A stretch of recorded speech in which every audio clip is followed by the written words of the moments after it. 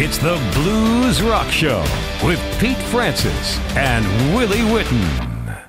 So Jack White just released a music video for If I Die Tomorrow, and that's from his upcoming album, Entering Heaven Alive, and that's coming out in July 22nd to be precise.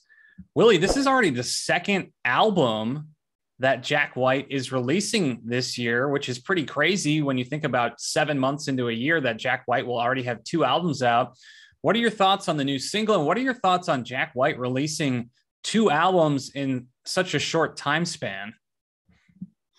Well, I think it's a leftover of the pandemic. I think a lot of artists had time that they normally don't get. I think a lot of casual fans don't realize, or if they do, it's not at the top of their mind when they think about the lives that these musicians lead, which is mostly on the road, performing, especially in a day and an era now where you don't get a lot of money from just your albums.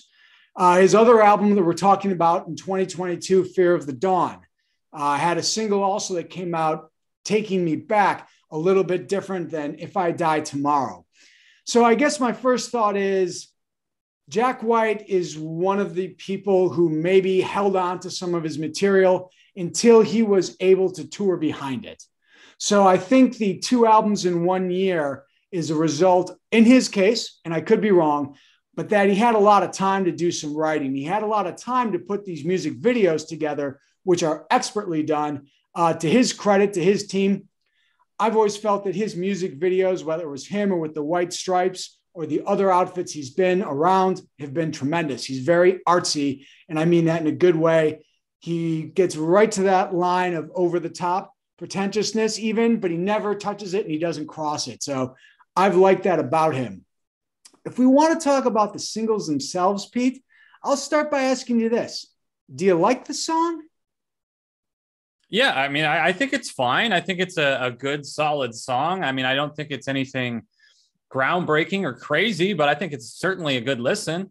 And so I think with Jack White putting out two albums this year, he's at the stage of his career where he can pretty much do whatever he wants. Right. He's had a lot of success, and now these albums are released on his own record label, Third Man Records. So, like I said, Jack White, basically, he's at the point where he can do something just because he wants to do something. He doesn't have anyone telling him, no, you can't do this, because this is on his own record label now. So, and Jack White with that record label, he's done a lot of good things with that label, keeping a lot of music alive and exposing people to a lot of blues artists and a lot of artists that maybe, weren't getting the type of attention that they should have, or maybe more like historical albums that deserve to get a little bit more love. And so I think Jack White's been doing some great things with his record label, and it's nice now for him that he gets to be on his own label and pretty much do what he wants. Well, I think that's 100% spot on, Pete. Talking about, we talk all the time about Joe Bonamassa keeping the blues alive. It doesn't get more on the head than that.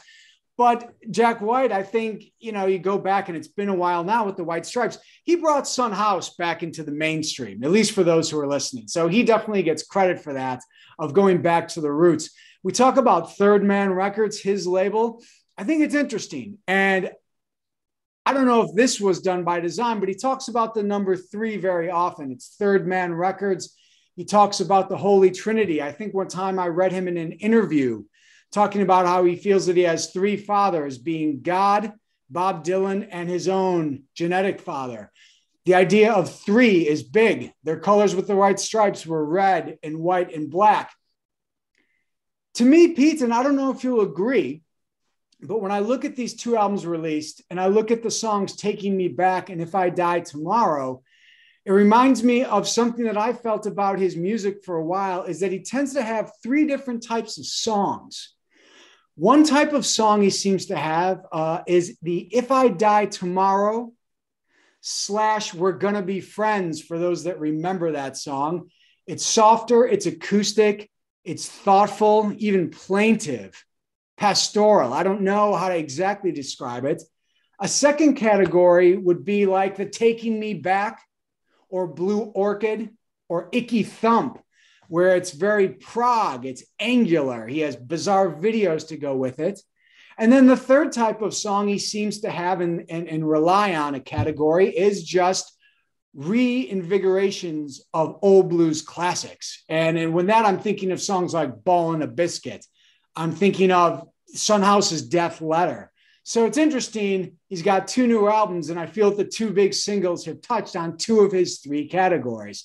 Third Man Records is fun. He helps out other people. I think he helped out Danny Croha, another, Michigan boy. So I'm sorry. Perhaps I'm gushing. I've always enjoyed that Jack White really loves the blues, and he also really likes to reinvent it. Some people hate him. Some people think he's a little bit out there. I don't care. I love the music, Pete.